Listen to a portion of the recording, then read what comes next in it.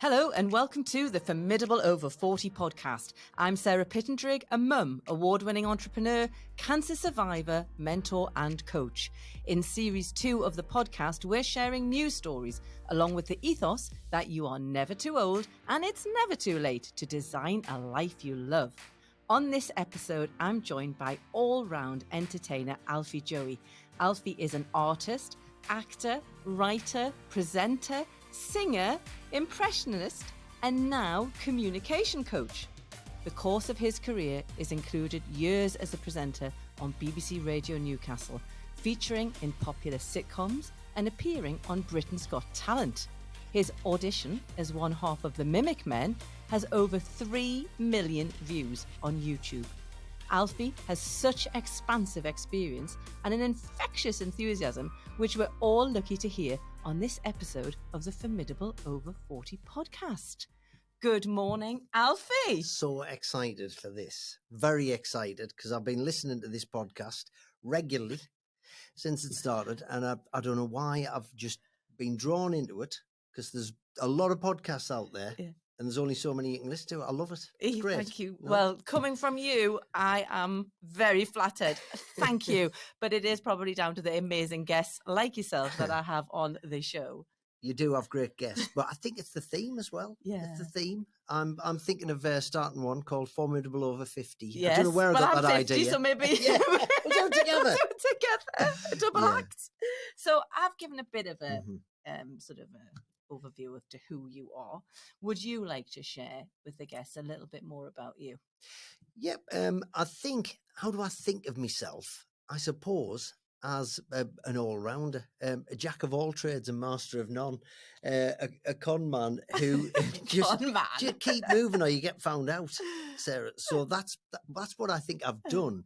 I suppose I do look back very occasionally. I don't look back very often, but when I do, it's usually with surprise. And I think, oh, I've ended up doing 10 years in comedy when I'd done 10 years in comedy. And then I ended up getting into radio and did 10 years in radio. And then the last 5 years I've been drawing pictures and it's in blocks. Yeah. If you concentrate it down, it's sort of, there's a bit of shape to it. But generally, when you read that out, I was thinking, oh, I'm dizzy listening to that.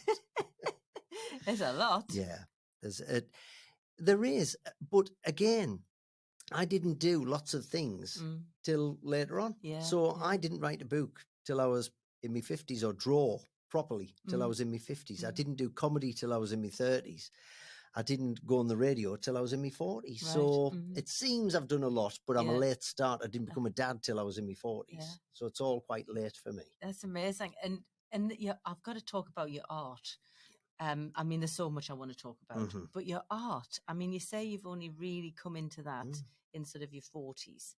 Was it your 40s? Yeah, but late 50s. Do you know, I'll tell you exactly where it was because you know the Entrepreneurs Forum. Yes. Brilliant. Yeah.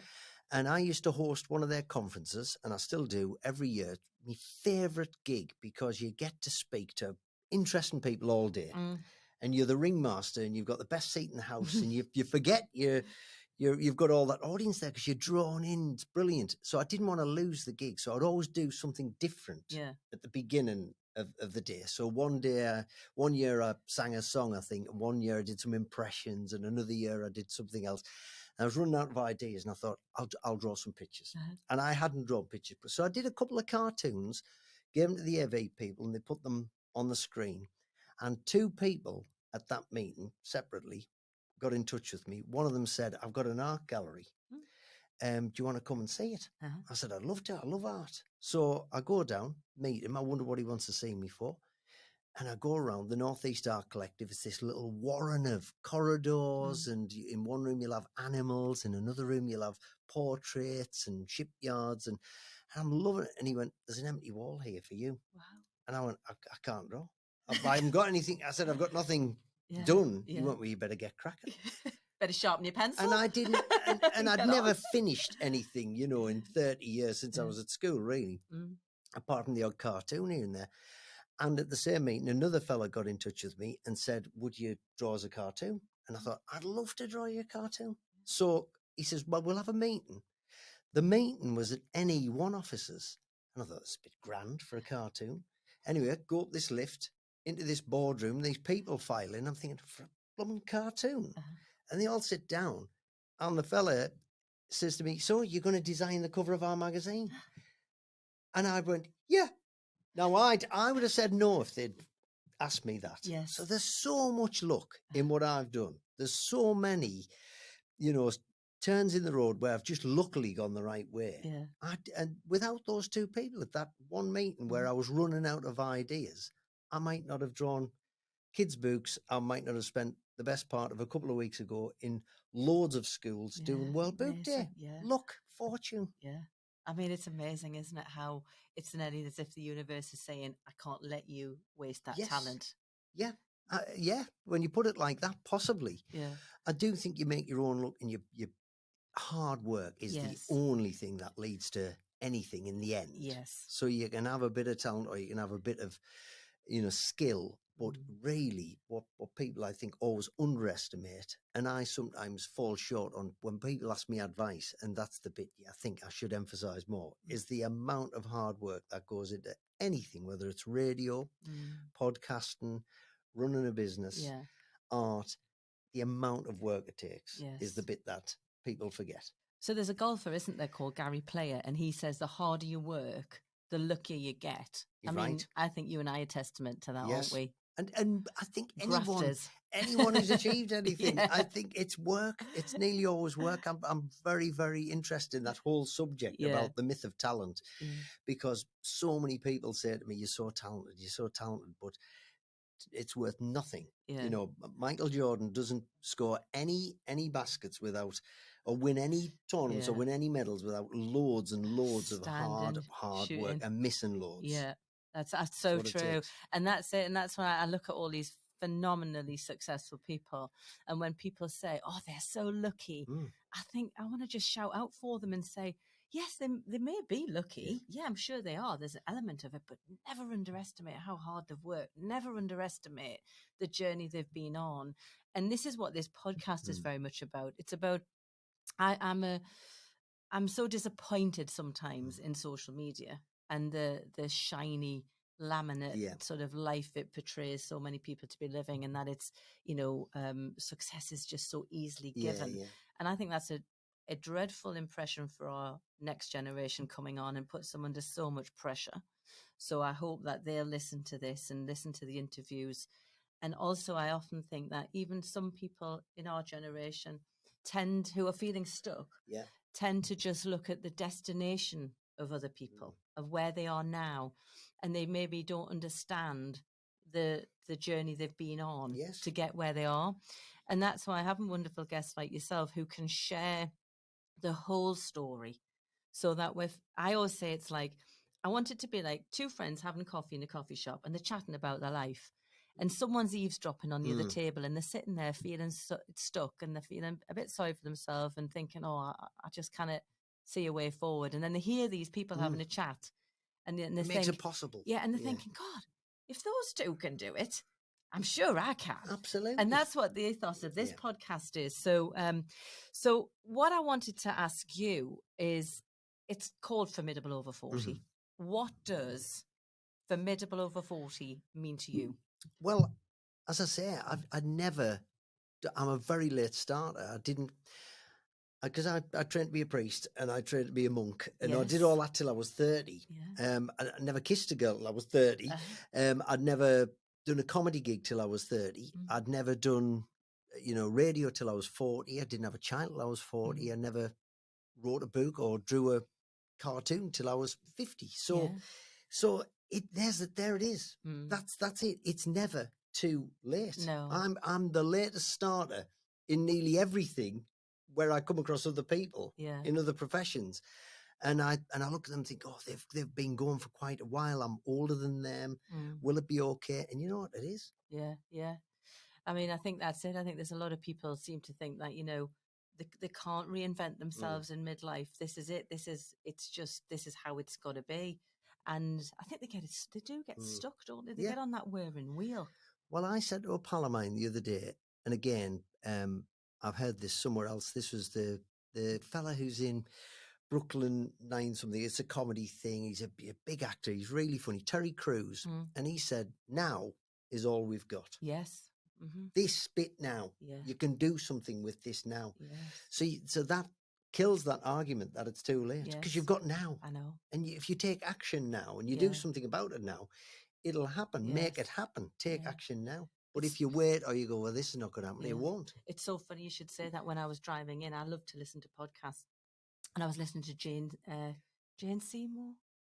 Is it Jane Seymour? It is Jane Seymour, actress. isn't it? The actress. Yeah, that was a Bond film. Making sure I had the right name there.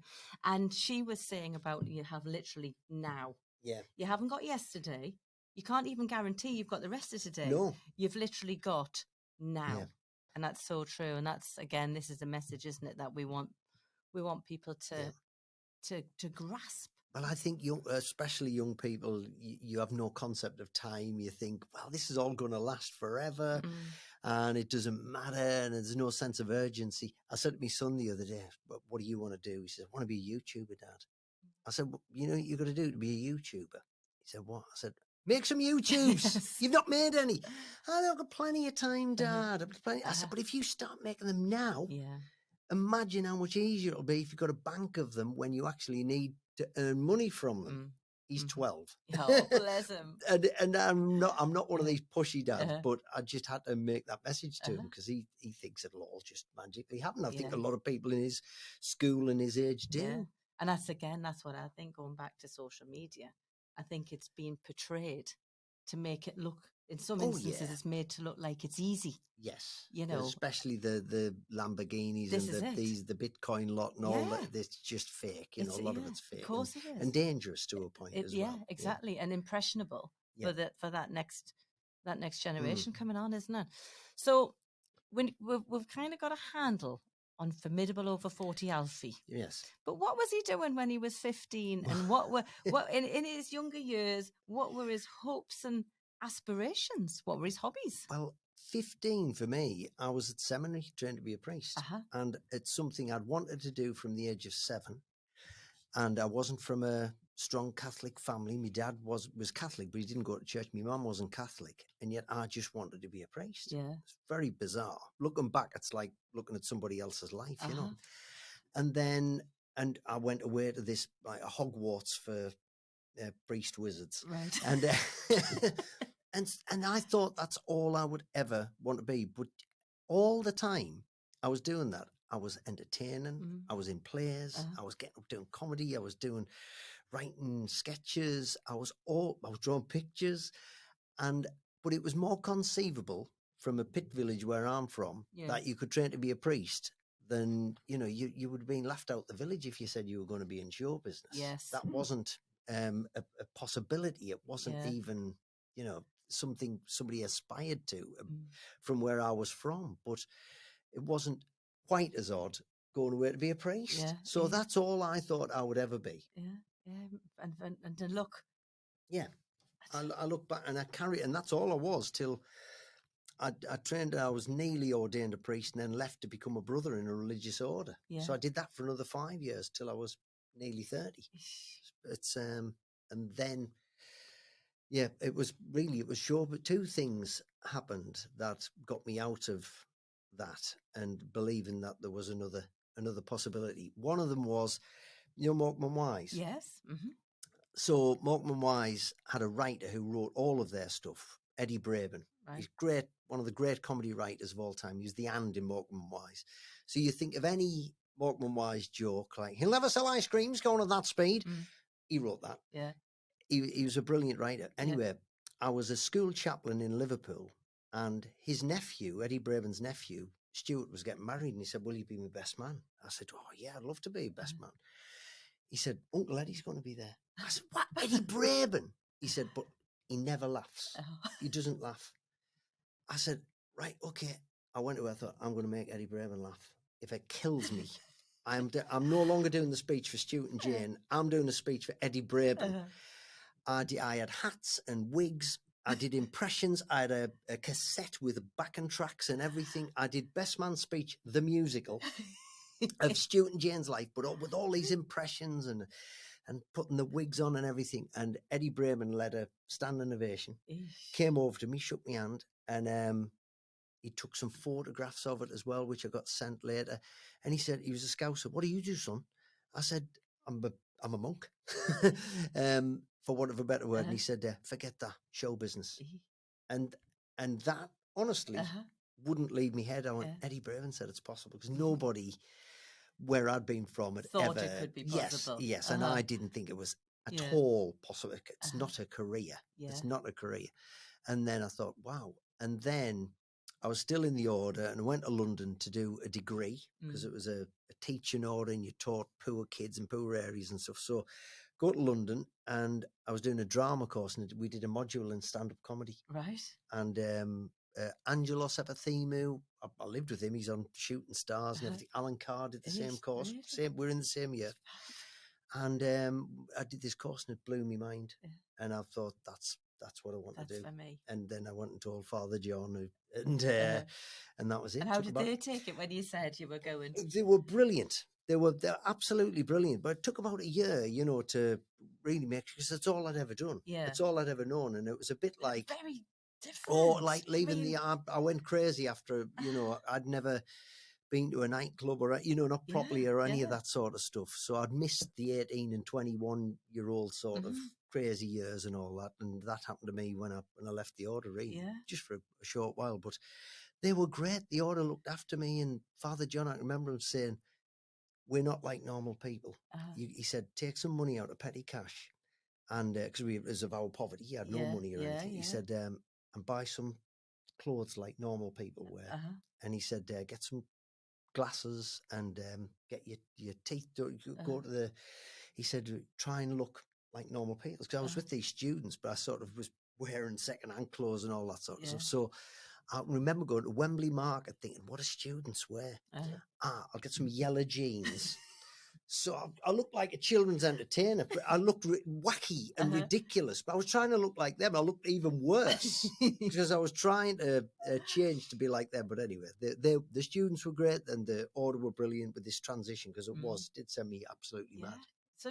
I mean, it couldn't nearly be more of a completely opposite life. It was really noisy. I remember the noise of it, because the tranquility of being in a religious order and the rhythm and the routine of getting up really early and going into a church and chapel and praying, and the meditation and everything was every day at the same time for years, year and year, all you ever did. And then you'd have mass, and then you'd all go to breakfast, and it was all quite calm and civilized. And then I went to this university where it was all crashing and loud, and it was just, it sent me a bit bonkers. I can imagine. Goodness me, what a journey. It's fascinating. It's like looking back on somebody else's life. It's so different to now. You know? But brilliant. I loved it. It was I cannot think of any other, sphere of life where I would have encompassed so many fascinating, privileged encounters. I spent a year going prison visiting in Franklin and Durham prison, and I spent time in hospices and hospitals and years doing chaplaincy work in schools, and with, where people relied on you or talked to you and let you in and confided in you. And it was a real insight in all these very different worlds. Yeah, goodness. That helped the radio show when I got into the radio. I was just going to say that would be, because I wanted to get onto that next, really. And you must have, like they said, you've spoken to some fascinating people. And the radio must have introduced you to some fascinating guests as well. Absolutely. Are there any particular memorable guests or conversations that really left an impression or, stand out? The rude people, usually. Yeah. Do you want to know? Rude people, yeah. Of course I do. Of course you do. Of course I do. Turn these mics off. No, keep them on. So it's funny, because I remember when I got offered the breakfast show on the radio, one of the sort of hard-bitten journalists at the BBC said, what do you know about journalism? Because I wasn't a journalist. And I felt like saying, what do you know about show business? But all of those different jobs I'd had or insights made me come at it from a different angle. So I did have interesting chats with lots of people. I enjoyed, I think, politicians more than... Because I wasn't a qualified journalist. I really tried. I think I overcompensated and I over-researched and I watched all of the news programs and I read all of the stuff and I listened to all the podcasts. So I was always over prepared, really. I interviewed Keir Starmer 3 times. Did half an hour during COVID with just me and him in a studio, and it was very unusual. You know, it's just very strange because sometimes they're armed with about 20 people with all swiping the phones and everything, looking over the shoulder, and it was very different. I suppose they say never meet your heroes, and occasionally I would, you know, it sounds daft, but people like Steve Davis. I was going to say, I love snooker. Yeah, I love snooker, and I'm there going, it's Steve Davis. He texted me. He only said yes but it doesn't matter. To a meeting, but he texted me. And then you get the disappointments, the ones that you think are going to be good. And you do Oscar winners or singers, and you think, oh, wow, can't wait to chat to these people. And they're a bit flat or they're not bothered. And, you know, I did a Colin Firth. He won the Oscar for King's Speech, and he's a bit boring. Didn't make much of an effort. Jerry Halliwell, I used to love Jerry. She was my favourite Spice Girl. Not bubbly at all. Made no effort. And I don't mind saying that because I just think that's rude. And I wouldn't be rude. I've never been rude on anyone's podcast. Or you wouldn't expect that, would you? When you see them, you expect, absolutely, the crack will be great there. Yeah, there are some really regularly rude people who I would just spread the word and say, don't let them on your show because they're just rude. There's no, but generally, you know, very lucky to have interviewed so many brilliant people. David Dimbleby, I interviewed him, and he was really nice and kind to me and generous. Yes. This is going to be a bit weird. I've never said this, but I think it's a strong message, really. But around the same time, I interviewed Rolf Harris, Max Clifford, and Stuart Hall. Right. And they were all utterly charming. And we later found out that was their weapon. Yes. But all of them used my name as if they knew me. Two of them said, do you want us to do a bit more? Do you want me to do some voiceovers? They couldn't have been more generous and charming. And I came away fused about how brilliant they were. And then we found out later they were distinctly horrible human beings. Traits of narcissists. But that's what they were skilled at. Charming people. That is a trait of narcissists, isn't it? Yeah. Scary people. Very scary. They are scary. Yeah. So the next question is, obviously, well, not obvious because not everyone might know, but Alfie, you left the radio last year. I did. And would you like to share with our listeners what you're doing now? Right. Well, again, 2 lucky encounters, 2 lucky conversations I had. So I decided to leave. There's lots of things I wanted to do, and I had a big opportunity at the Customs House Theatre. Ray Spencer, MBE, who's he's a pillar of the South Tyneside community, has been for years. He's done so much. And he asked me if I would do the set design and I would do the costume design. I would be in the pantomime, and that was my way out. Yes. But I had to think beyond that and think, what do I do? I can't just do that and then guess what? Yeah. And very luckily, I was a guest on someone else's podcast. Martin Wardle, who runs a podcast called Business Stuff. Right. You'd be a great guest for him. Right. and Martin was really good, asked me good questions and everything. But when the interview stopped, he said, what's your business plan for what's next? I went, haven't really got one. And he went white. Like, that's not what I wanted to hear. He asked me a few questions, and I could see he was scratching around, and he said, I'm grateful for you doing the podcast, but I think you really need to do some business planning. And he works for Robson Laidler, and he gave me an afternoon of his own time. Right. And it absolutely blew my mind. But just before the session, I had a conversation with Ivan Hollingsworth. Again, someone else who I've interviewed over the years, time and again, about his son Seb and about his fight to keep that heart unit open that saves little children's lives. Yeah. And he's brilliant, Ivan. And he told me about something. He reads lots of inspirational books and courses, and he's great with podcast advice and recommendations. And he said that your core offering can be found with this little exercise. So he talked me through this little exercise. He said, try it. So I tried it, and you write down your where you've had results and what you've achieved, and you look at it, and magically out of these pages come the things that you are best at. Yeah. And it's a struggle at first to fill the pages, and you think, I don't really think I'm good at that. I don't think I'm good at it. Anyway, you start filling these pages, and then this core offering came out, and I thought, I've been chatting to people for 40, 30 years. Yes. I've been using my voice in many different ways, whether it was giving sermons, whether it was behind a comedy mic, whether it was on the radio. So I didn't realise I'd been a communicator full time in lots of very different ways. Yeah. And I've recently joined the PSA, the Public Speakers Association, but that's quite a prescriptive route. It's quite a presentation-led slides kind of talk style. And I thought, maybe my niche could be the many different ways people could speak publicly. I could coach. Yes. Because I'm not great with slides. I'm not great with technology. But that's only one way to talk. There's lots of other ways to talk. Yeah. So that's it. I've set myself up as a communication coach, public skills advisor, and I'm getting work in that I didn't think I would get, and requests. Yesterday, I coached someone to do an impression of Mrs. Brown from Mrs. Brown's Boys. I didn't see that coming. Fantastic. Bizarre.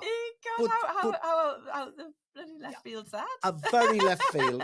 And it's so someone could win a bet for charity. Really? So how good's that? Yeah, it's fantastic. Yeah, bizarre. And a couple of other requests that I didn't think it would be covering that ground, but I'm happy to help. Yeah. So it's exciting. When you put yourself out there, yeah, you think, this might happen. It would be good if that happens. And then something comes from somebody who says, I didn't expect that. And that's what makes it exciting and varied. And, totally. It keeps you on your toes, doesn't it? Yeah. And that's what that's the thing, being kept on your toes. Absolutely. Yeah. And, there could be listeners out there, hopefully, listening to this. Hello.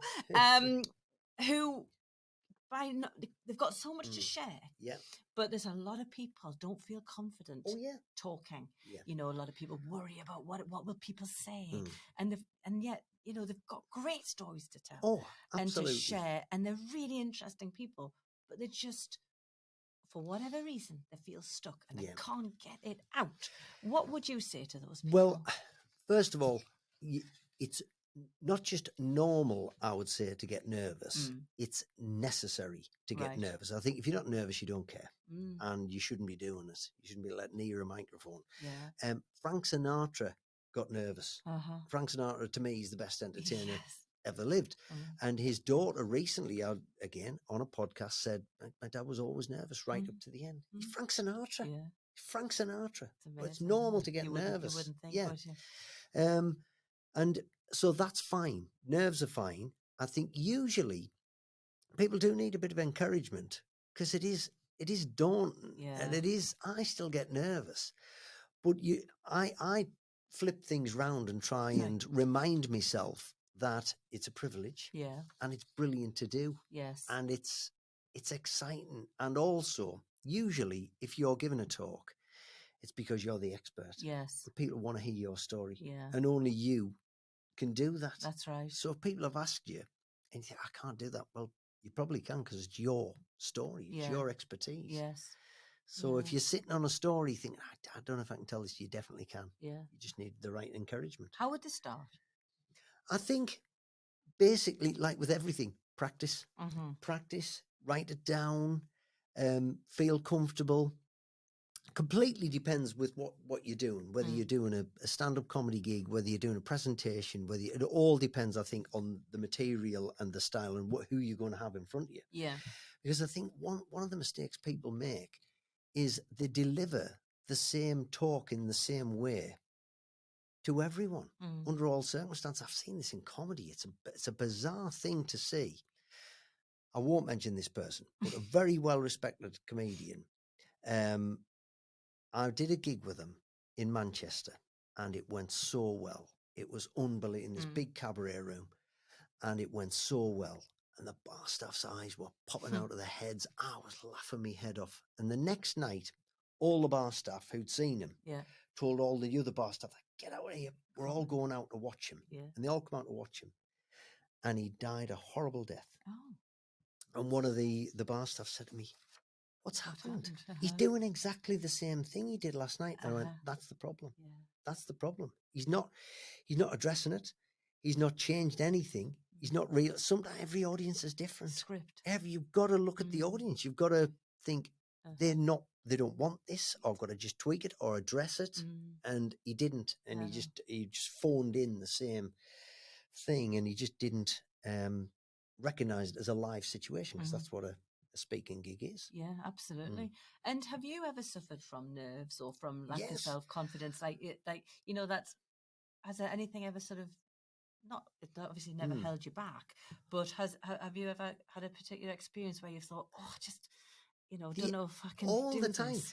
The amount of times, nearly everything I've ever done was from a starting point of, well, I can't do that.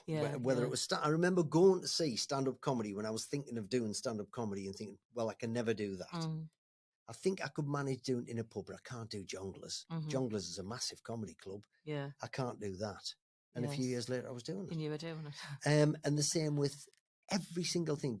I can't do a pantomime. I went to tell Ray, I can't do your pantomime set. I've come to give you the courtesy of the conversation, but there's no way I can do that. Yes, you can. And he talked me into it. The same with absolutely everything I needed talking into. Yes. Drawing, cartoons, anything. Yeah. I mean, honestly, I just think, for what you've done and how diverse your career's been. But what I've noticed with you is that everything you've done, you're brilliant at. You know what I mean? You are. It's not like you've been a jack of all trades and a master of none. Everything you've done, you are brilliant at. I don't see it that way. I can only see the flaws, and I can only see. Isn't it funny? So I look and I think of, my mates who've gone on to do stand up on the telly, and I look at artists who I think, well, I can't draw that good. So I just think of myself as being jack of all trades and master of none, but I'm very happy at the levels I've got to. I don't have that sort of, I think I don't have that killer desire to follow any one path. And my excitement is finding new paths and new things and trying to conquer new little hills instead of one big Everest. Oh, that sounded good, didn't it? Never said that before. We'll play it back so you can write it down. I'll be listening. Now, let's talk about your TEDx talk. Yes. How did that come about? Tell the listeners all about it.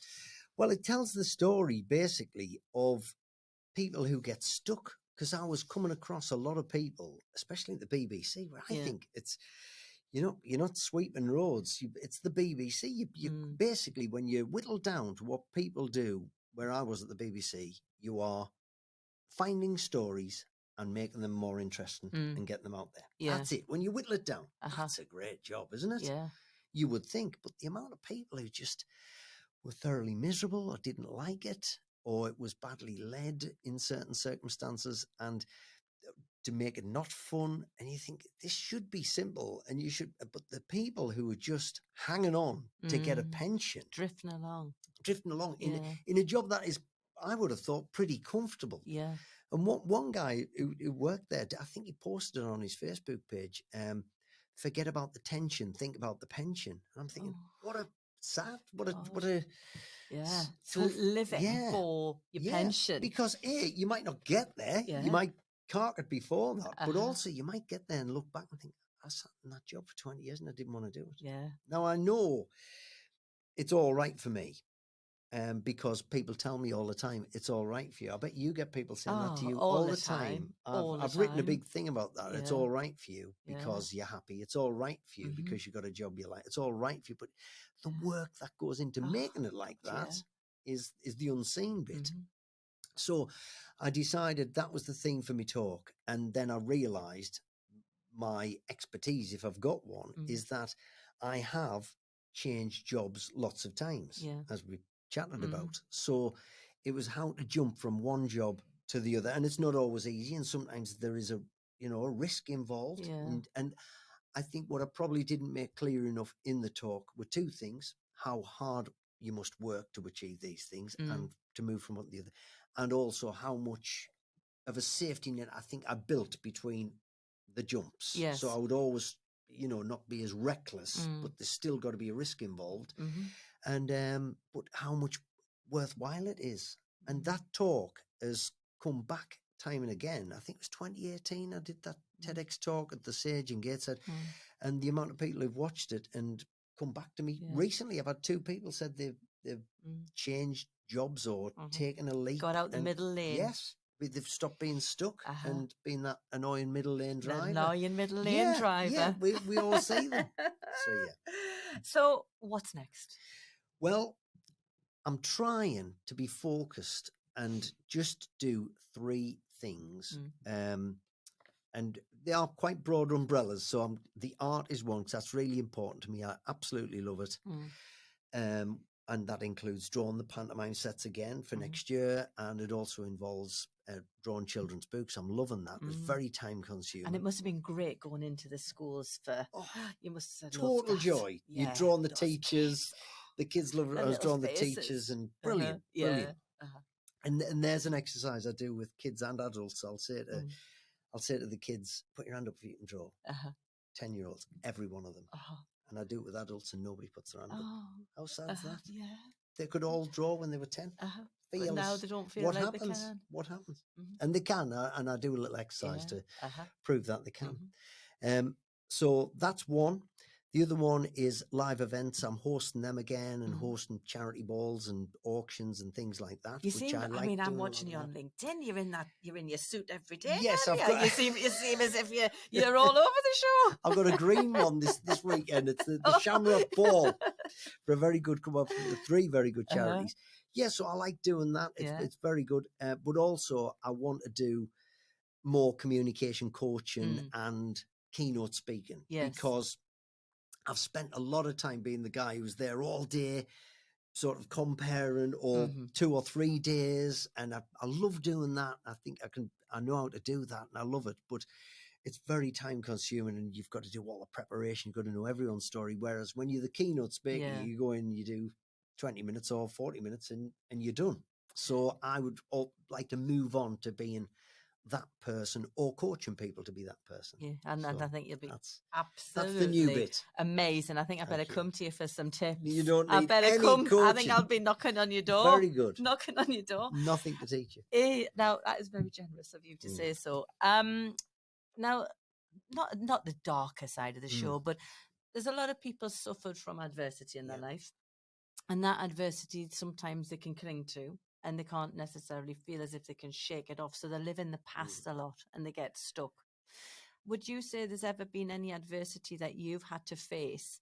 And if so, how have you managed to push through that, and sort of to give them some advice of how to get through that? Yeah, I think, again, a lot of people say it's all right for you. You don't get down. It's all right for you. You're always happy. And that's not true. I bet they said that to Robin Williams. Exactly. And well, there you go. There's the real sad example. Think about him all the time. Yeah. How much did he suffer? And he had all these illnesses that people didn't know about. Never knew. Hid behind a smile, didn't he? Yeah, absolutely. And I think I do think I generally have a very upbeat disposition. And I think I'm very, very lucky in that. However, one thing that kept coming up during COVID when I was on the radio was this message that I initially thought was brilliant and really important. And I said it a lot on the radio at the time, and now I'm not so sure. And that is, it's okay to be not okay. Now, I think that's all right as a starting point. However, I think it has to come with, but you must get help and move on. Absolutely. You wouldn't sit around with a broken arm no. and just accept it. It's okay to have a broken arm, but go and get it fixed. And you can do that with your head, and you can do that with your mind. Absolutely. And I know even Stephen Fry has said, you know, the black dog comes and it visits you unexpectedly, but there are things you can do to keep it at bay or make things easier. And there are things you can get from the doctor, and there are things that you can do generally. So I think there's always a way. There's always a way. There's always hope. If you canny enough about it, and if you get the right kind of help, and follow it through, get to the end. Don't stay stuck in anything. I would say in where it's not pleasant or anything not. that doesn't make you happy. happy. Because I think people are very focused on what they have to have. So they're so busy looking at what it is they need and they want. But I sometimes say to my coaching clients, I sometimes say to them, look, it might be easy to think about what you don't want. And easy to think about what you don't like about things in your life. Because then when you take those away, it doesn't make it so hard to think about what it is that you actually like. You might just be left with what you like.